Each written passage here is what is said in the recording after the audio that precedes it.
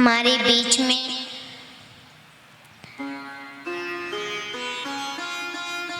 अयोध्या धाम कृष्णानी सेवा धाम से पधारे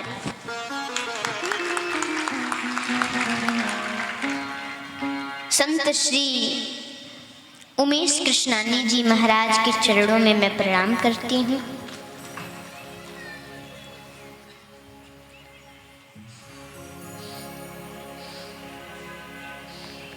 प्रतिदिन कथा भी श्रवण करते हैं।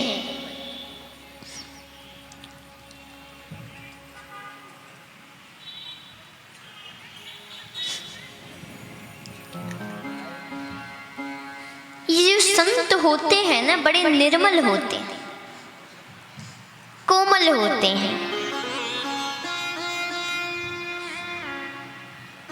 और हम एक बात बताएं,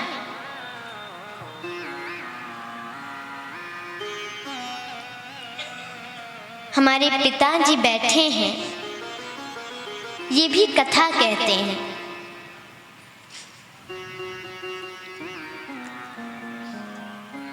लेकिन इनकी सरलता, इनकी सहजता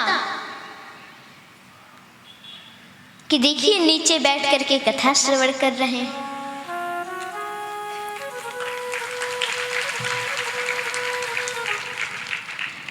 इन्हीं से हमको प्रेरणा मिली कथा कहने की। रामकोला शहर में कथा हो रही थी तो हम अपने बाबा जी के साथ में गए, सुने और इनसे हमको प्रेरणा मिली और हम तभी से कथा कहना प्रारंभ कर दिए।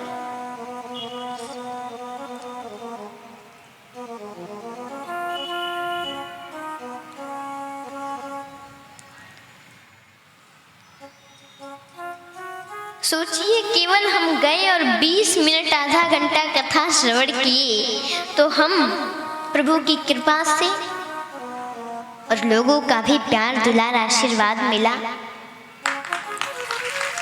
तुम कथा कहने लगे।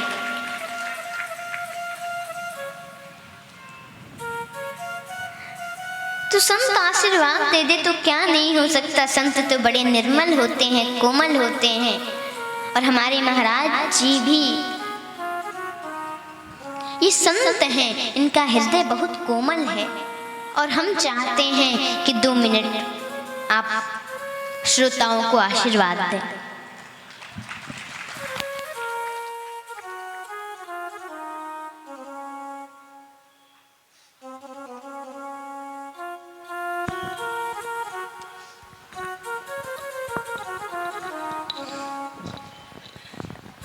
जय श्री राम। परम आनंद का विषय है व्यासपीठ, एक सम्मानित पद। पीठ मतलब क्या होगा? ये तीनों देवता जो हमारे ब्रह्मा विष्णु महेश हैं, इनके गद्दी या आसन से भी ऊंचा अगर कोई स्थान है तो हमारा ये पीठ होता है। व्यास क्या है? भगवत स्वरूप हैं। यद्यपि विद्यार्थी हैं लेकिन पीठ पर विराजित हैं। तो क्या है? व्यास क्या है? भगवत स्वरूप हैं। तो ऐसे देवी श्री को बहुत बहुत साधुवाद और व्यासपीठ को नमन। आप सभी के हृदय में विराजित मेरे परम आराध्य श्री सीताराम जी को दंडवत प्रणाम करते हुए आप सभी को जय सिया राम। अभी जिस स्थान पे मानस मंडल ने विश्राम दिया हुआ था तो एनआई का वो इंटरव्यू चल रहा था, कुछ बातें चलती रहती थी, अयोध्या धाम वाले अक्सर जवाब देते रहते हैं। उसका जन्मभूमि के साथ जुड़ा होने के कारण मुझे भी कुछ प्रश्नों का उत्तर देना होता है। उसी क्रम में टीवी चैनलों वालों के बीच में अपना समय जा रहा था, आने में थोड़ा विलंब हुआ। देखिए, आशा और उम्मीद बड़ी चीज होती है। विगत वर्ष हम आप सबसे एक निवेदन करके गए थे कि अगले वर्ष जब हमारा आपका मुलाकात हो, भेंट हो, तो मानस मंडल परिवार मेरा 5000 के ऊपर हो। अपनी नाकामी पर ताली मत बजाओ। हुआ कि नहीं मैंने पूछने दो। पूरा हो गया? अच्छा, मेरी माताएं जो है मानस मंडल महिला का भी एक मंडल है अपना, जो नानी बाई का मैरा पिछले वर्ष हुआ था, वो 500 नहीं हो पाया था, शायद 350 ऐसा कुछ उस समय था। क्या अभी उनकी क्या प्रगति है, थोड़ी जानकारी चाहिए था। कितना है मालूम है? हमारे यहाँ है महिला मंडल के लोग, किसी को ज्ञात है आपकी संख्या? आपके परिवार में कितने लोग हैं? कितने? जय जय सीताराम। अब आप जोर से ताली बजाइए। देखिए, आनंद तब आता है जब हम अपने परिवार को बढ़ाएं, सनातन धर्म को उच्च शिखर पर ले जाएं। संत समाज तो यही कर रहा है। गोमुख से गंगा मैया का प्राकट्य होता है, ध्यान से सुनना, और गंगा सागर में ही विलीन हो जाती हैं। ऐसे में कुल टोटल 21 ऐसे स्थान हैं कि माँ उत्तर से चलती हैं पूरब और दक्षिण की तरफ। गंगा मैया की भागीरथी की जो धारा है कहाँ जाती है? पूरब से दक्षिण की तरफ। लेकिन कुल 21 ऐसे स्थान हैं जहां माँ भागीरथी उत्तर की तरफ बहती हैं, उत्तर वाहिनी हो जाती हैं। उसमें सबसे अधिक जो स्थल पे 7 किलोमीटर तक समस्तीपुर का एक इलाका है जिसको द्वाबा क्षेत्र कहते हैं। मैया 7 किलोमीटर तक उत्तर दिशा में बहती हैं। यह इतिहास का विषय नहीं है, जनरल नॉलेज नहीं है, लेकिन आपके संज्ञान में हो, वो 7 किलोमीटर तपोभूमि कहलाती है। हमारे ऋषि परंपरा में ऐसे अनेक महापुरुष हुए हैं जो उसी धराधाम के हैं और दुनिया के अलग अलग क्षेत्रों में राम कथा का बीजारोपण करके गए हैं। आपका धराधाम निश्चित रूप से ऋषि परंपरा का धाम है, ऋषि का आशीर्वाद है, महात्मा की कृपा और करुणा दया आपके साथ है, उसका फलीभूत है हमारे फलहारी बाबा। इनके शरीर का जन्मस्थल बिहार ही है। जिन्होंने ये बीजारोपण किया, मानस मंडल विगत लगभग 13 वर्ष होने जा रहा है अब। इनके आशीर्वाद से, इनके दिए गए वचनों का पालन करते हुए आप सबके बीच सनातन का बीज बो रहा है। हम चाहेंगे आप सभी लोग मानस मंडल से ज्यादा जुड़े। मैं स्वयं 2019 से, क्यों महाराज 2019 था ना वो कुशल बाग वाली कथा, मेरे साथ एक बालक आया था, पंडित शशि शेखर जी महाराज, याद है सबको? परम सौभाग्य कि वो भी राम कथा था। आज एक विद्यार्थी पुनः आपके सामने लेके आया हूं।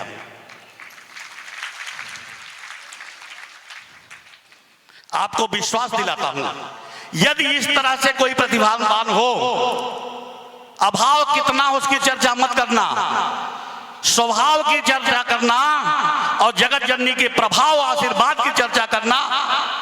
राम जन्मभूमि सदैव ऐसे विद्यार्थियों का स्वागत और सम्मान करता है। अभी एक विषय चल रहा था, चूंकि चर्चा हो रही है, हिंदू राष्ट्र बनाने की बात चल रही है, लेकिन प्रश्न का उत्तर, क्योंकि ये हमारे पत्रकार बंधु बड़े बड़े मठ और मंदिरों से चाहते हैं कि इनके विचार क्या हैं। तो पूज्य बागेश्वर धाम महाराज, उन्होंने एक संकल्प अपना दोहराया कि हिंदू राष्ट्र निर्माण करना है। एक पद यात्रा भी किए। उसका स्लोगन बना, जात पात की करो विदाई, हम सब हिंदू भाई भाई। हम कहीं कहीं गलत जगह पर समर्थन कर जाते हैं, जैसे अभी आपने ताली बजा के कर दिया। जात पात की विदाई कौन कर पाएगा, समझना होगा। ये आया कहां, पहले इसको देखना होगा। वर्ण व्यवस्था हमारी नहीं है। हम वेद के, धर्म के, शास्त्र के चलने वाले लोग हैं। हमारी पहचान खुद की नहीं है। हम राम जी के सेवक हैं, इसलिए मेरी पहचान यहां है। तो जात पात हमने नहीं बनाया। ये हमारे धर्म ग्रंथों में 4 वर्णों की व्यवस्था है। मज्जहि चारों वर्ण एक संग। हमारे सरयू मैया के तट पर यह कथा आती है रामचरितमानस की। हमको किसकी विदाई करनी है? जात पात की विदाई नहीं कर, जात की व्यवस्थाओं की विदाई नहीं कर सकती। हाँ, उसमें व्याप्त जो है, भेदभाव जो है, उसकी विदाई हमें करनी है। मां सबरी के गोद में बैठना है, भैया केवट के पास बैठना है। हम जो भेदभाव बड़े और छोटे का करते हैं, उसकी विदाई करनी है। और हिंदू राष्ट्र तब तय होगा जब इस भेदभाव से हम ऊपर हो जाएंगे। हिंदुस्तान किसका है? हमारा है। किसका है? जोर से बोलो। हिंदुस्तान किसका है? तय कौन करेगा? हम करेंगे। समाज का अनुयायी कौन है? संत ही तो है। कोई राजनेता हमारा नहीं है अनुयायी। संत समाज जो कहेगा उसी के पीछे चलने वाले लोग हैं। और एक बात जान लीजिए, गृहस्थी में रहते हुए भी लोग संत हैं। पिछली बार इसी मंच से मैं बोल के गया था, जो दर्शन मुझे मिला, जो मुझे महसूस हुआ, मेरे पिता के उम्र से ज्यादा के उम्र वाले यहां अध्यक्ष और महामंत्री बैठे हैं। मेरे बात समझ में आ गई? धर्म के ध्वजा हैं ये। हम यहां रहे न रहे, लेकिन ये धुरी चल रही है। जरूरी नहीं है लाल पीला वस्त्र हो उनका। अरे 5000 परिवार को चलाना मामूली बात है क्या? तो आप सब समझिए, ये हिंदुस्तान। और जिस दिन ऐसे लोग मिल जाएंगे, सत्य सनातन धर्म का परचम लहराने वाले ऐसे लोग जब मिल जाएंगे, तो सच बताऊं क्या है? झूमे धरती नाचे अंबर, मत पूछो तारों की बात। अपनी बात नहीं, क्या? झूमे धरती नाचे अंबर, मचल उठा हर तारा है, कहो गर्व से हम हिंदू हैं। हिंदुस्तान, हिंदुस्तान हमारा है। बात समझ में आ गई सबको? हम किसी के अनुयायी नहीं है, पीछे चलने वाले लोग। अरे ना बोले, शांत बैठा रहे। आप मैया बुलाए, मैं यहां जमीन पे बैठ जाऊं, इसका मतलब यह नहीं है। हम तो श्री चरणों में बैठने के लिए आए ही हैं महाराज। राम के भगत हैं, राम के दास हैं, राम के सेवक हैं, तो हमें वहां भी बैठा लीजिए, हमें कोई फर्क पड़ने वाला नहीं है। आप मुझे माला फूल दो अथवा न दो, कोई फर्क नहीं है। मेरे राघव की चर्चा कर लो, मेरा सम्मान हो गया। कोई साल दुपट्टे की जरूरत नहीं है। मेरे साथ जब सब लोग बोलेंगे झूमे, अभी आपकी लाइन है, हिंदुस्तान हमारा है। झूमे धरती नाचे अंबर, मचल उठा हर तारा है, कहो गर्व से हम हिंदू हैं। हिंदुस्तान हमारा है। जात पात से बधे हुए हम, वसुदैव कुटुंब हमारा है। वेद शास्त्र के पथिक हैं प्यारे, सनातन धर्म हमारा है, कहो गर्व से हम हिंदू हैं। हिंदुस्तान हमारा है। श्री राम कृष्ण के वंशज हैं हम, पूरा परिवार हमारा है। वसुधैव कुटुंब का नारा है, कहो गर्व से हम हिंदू हैं। हिंदुस्तान हमारा है। कहो गर्व से हम हिंदू हैं। हिंदुस्तान हमारा है। देखिए, आइए अब मूल कथा की भूमिका में आ जाएं। अब मां कांतिमती, मैया गुणावती और मैया प्रियंबदा के गोद में लल्ला का प्राकट्य हुआ है। किसके गोद में? मां कांतिमती, जिनको आप कौशल्या जी कहती हैं, मैया गुणावती, जिन्हें आप सुमित्रा जी कहते हैं, और मैया कैकेयी प्रियंबदा जी के गोद में लल्ला का प्राकट्य। तो आज अवध उत्सव है। अवध में ताइए श्री राम का कथा प्राकट्य देवी जी के श्री मुख से सुनते हैं। बोले अयोध्यानाथ की जय हो। गुरु बिन ज्ञान कहाँ से पाऊं, गुरु से बड़ा न कोई, जो गुरु की सेवा है करता सच्चा चेला। गुरुवर मांगे मुझे शीश मिले, मुझे शीश मिले एकलव्य की तरह। भाभी मांगे देवर लक्ष्मण की तरह, भाभी मांगे देवर लक्ष्मण की तरह। माँ की ममता मैया से मांगे, माँ की ममता मैया से मांगे, मुझे पुत्र मिले सजबने की तरह।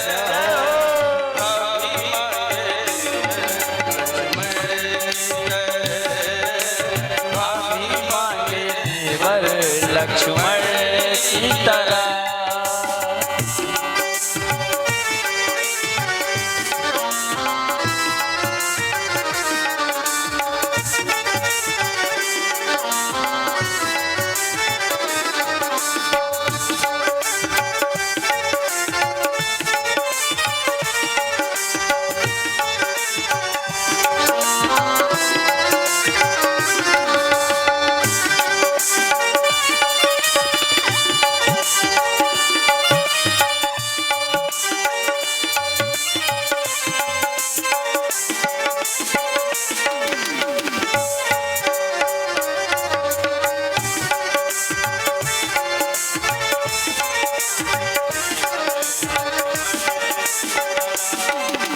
गुरु बिन ज्ञान कहाँ से पाऊं, गुरु से बड़ा न कोई।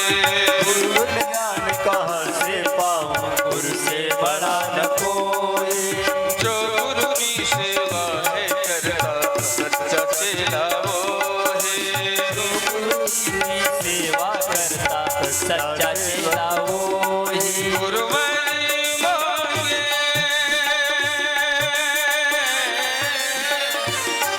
गुरुदेव जी अपना शिष्य कैसा मांगते हैं।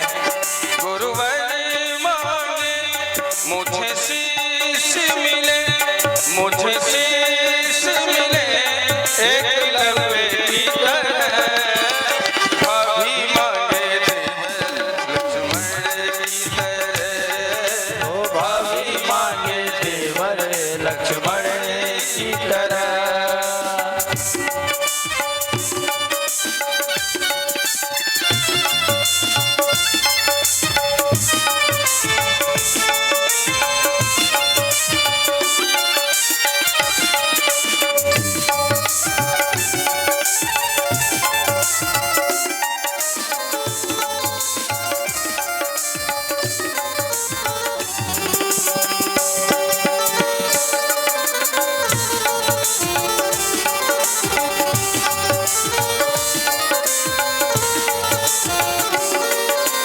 द्रौपदी की पुकार सुन के नंगे पैरों आया।